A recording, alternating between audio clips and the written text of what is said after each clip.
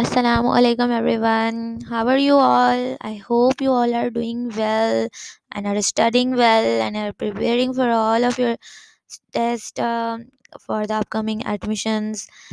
और सबसे पहले तो अगर आप सब मुझे मॉर्निंग में सुन रहे हैं तो गुड मॉर्निंग, और अगर आप सब मुझे इवनिंग में सुन रहे हैं तो गुड इवनिंग, और अगर नाइट में तो गुड नाइट। चलें, ये तो छोटा सा एक मजाक था। लेकिन I am back because you guys are showing so much love and so much support to me. So first of all, thank you everyone, to all the subscribers. I wasn't expecting it कि सिर्फ और सिर्फ एक दिन में मेरी एक video पे 115 व्यूज़ और ये जो सब्सक्राइबर, सबसे पहले तो उनका शुक्रिया। Thank you everyone, and I'm just here to help you guys out, and if my videos are helping you, so please just let me know in the comment box कि these videos are helpful, और अगर कोई चीज़ ऐसी है कि जिसमें आप मुझे सजेस्ट करना चाह रहे हैं तो you can suggest me as well in the comment box. And please guys, follow me up on Instagram. It's a little growing page, so please support me there as well. Okay, moving to today's video. um, मेरा आज का जो topic है वो है form D DPT test pattern. तो ये तो बहुत से स्टूडेंट्स ऐसे हैं जिन्हें अब टेस्ट में अपेयर होना है, एंड दे आर वरिड कि भाई अब हम कैसे फॉलो करें, हम कौन से बुक्स को पढ़ें, हम कौन से पैटर्न को फॉलो करें, हम पीएमसी के पैटर्न को फॉलो करें या फिर हम पुराने एनटीएस के पैटर्न को फॉलो करें। So guys, watch me out. अब ये सारे क्वेश्चंस आपके इस वीडियो में क्लियर होने वाले हैं। So coming to the test pattern, it is for Dow and JSMU, of course। KU का टेस्ट तो हो गया है, और if you guys want to know about KU, but अब KU का कोई फ़ायदा नहीं है बनाने का, लेकिन क्योंकि उनका टेस्ट हो चुका है। लेकिन इन फ्यूचर इंशाल्लाह नेक्स्ट ईयर KU से रिलेटेड भी वीडियो अपलोड होगी। सो here I have written which books should be studied, Sindh board और Punjab board, what is the test pattern। so guys, सबसे पहले जो questions मुझसे सबसे ज़्यादा पूछे गए वो यही थे। A lot of student came in my inbox and asked me कि can you just tell me out, हमें आप इस रिलेटेड बता सकती हैं कि हम कौन से बुक्स को फॉलो करें, हम कौन से पैटर्न को फॉलो करें, हम कौन सी जो है वो बुक्स को पढ़ें, कौन सी टेक्स्ट बुक को पढ़ें।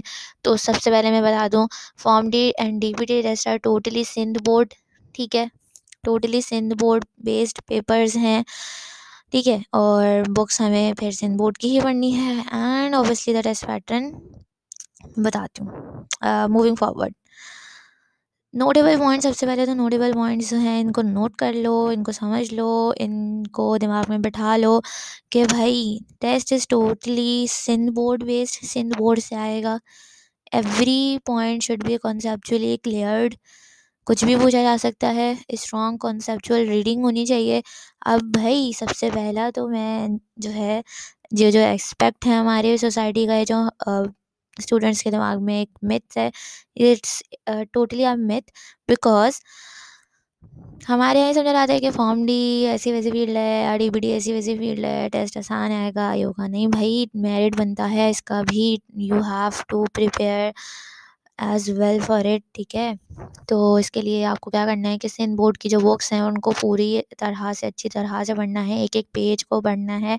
एक एक पेज को पढ़ने से मुराद ये नहीं है कि भाई आपने एक रीड दे दिया, भाई पढ़ लिया या 5 बार पढ़ लिया, नहीं, 5 बार 6 बार पढ़ने का मकसद नहीं है। You have to, first of all you have to read it, secondly just read it नहीं, आपने इसको रीड नहीं करना, you have to study it thoroughly, ठीक है। आपको इसको अच्छे से पढ़ना है, अच्छे से पढ़ना है, कॉन्सेप्ट बिल्ड करना है, कुछ भी क्वेश्चन पूछा जा सकता है, specially when it comes to theoretical based paper, book की कोई भी लाइन पूछी जा सकती है, कोई भी।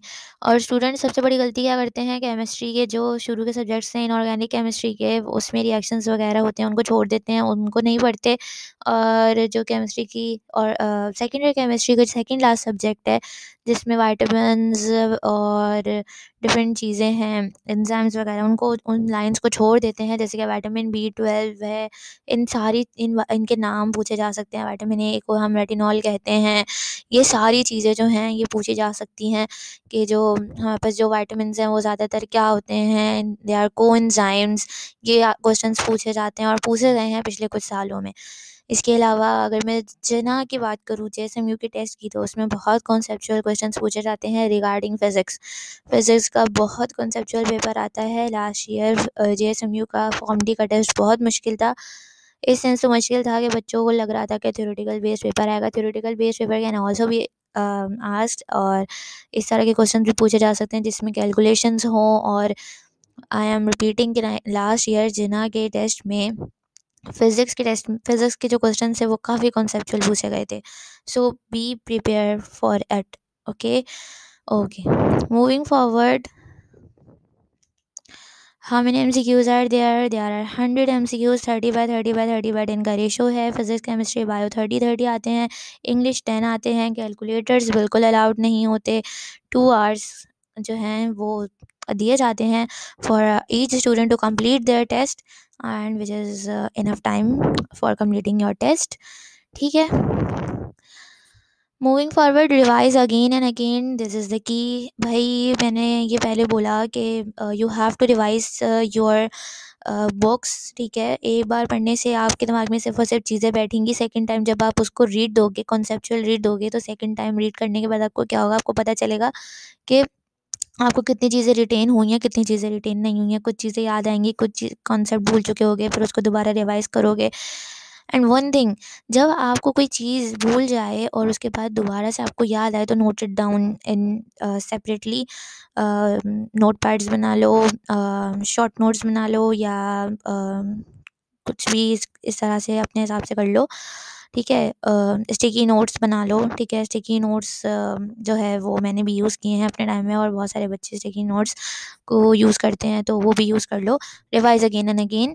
ठीक है, क्योंकि जब रिवाइज़ करोगे तो ज़हन में चीज़ रहेगी और याद रहेगी। और एक चीज़ मैं यहाँ पे ऐड अप करना चाहूँगी कि ये ज़रूरी नहीं है कि 5 बार पढ़ा है या 6 बार पढ़ा है या 10 बार पढ़ा है। ज़रूरी ये है कि आपके दिमाग में पढ़ने के बाद रिटेन रह रहा है या नहीं रह रहा। अगर आपको 1 से 2 बार पढ़ने में रिटेन रह रहा है तो इट्स वेल एंड गुड।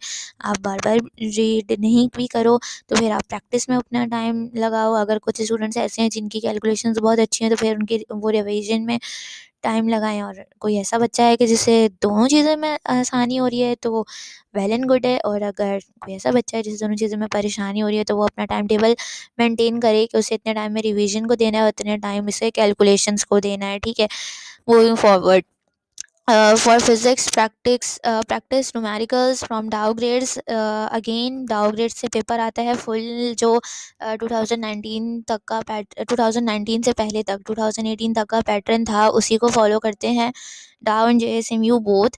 और डाउ ग्रेड से ही पेपर आता है। अगर आपने अपनी रिवीजन और कैलकुलेशंस कर ली हैं, तो गो फॉर डाउ ग्रेड्स एंड प्रैक्टिस इट। इसे फुल प्रैक्टिस में रखो।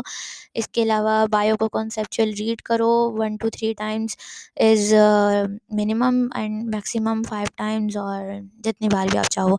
फॉर केमिस्ट्री रिएक्शंस की प्रैक्टिस बहुत अच्छे से करो। ऑर्गेनिक केमिस्ट्री में पूछा जाता है। लास्ट ईयर केमिस्ट्री का जो पोर्शन था वो ऑर्गेनिक से बहुत आया था इन जेएसएमयू। डाओ का थ्योरेटिकल बेस्ड पेपर आया था, इसलिए अगर किसी बच्चे ने बुक अच्छी पढ़ी होगी, अच्छे से उसे याद होगा कि कौन सी टॉपिक की कौन सी लाइन है, तो फिर उसे आसानी से पूरा जो है पेपर उसका हो जाएगा। And for English practice it from डाउ ग्रेड से प्रैक्टिस करो। एंटोनियम्स सिनोनियम्स सब कुछ आपको पता है। I am just giving it you the idea, and best of luck for your future, and believe in your self, you can do it. In the end, I would like to suggest you all, please focus on your studies, and अच्छे से test की preparation करो। I hope कि ये video आपके लिए अच्छी रही होगी, इन्फॉर्मेटिव रही होगी। एंड आई होप कि इसमें जिन जिन स्टूडेंट्स ने क्वेश्चंस किए थे मुझसे regarding the test pattern, it has been cleared now. If you need any other guidance, any other question, if is there, so you can ask me in the comment box. And yes, please, if you find it informative, please share it, like it, and subscribe my channel. Thank you so much.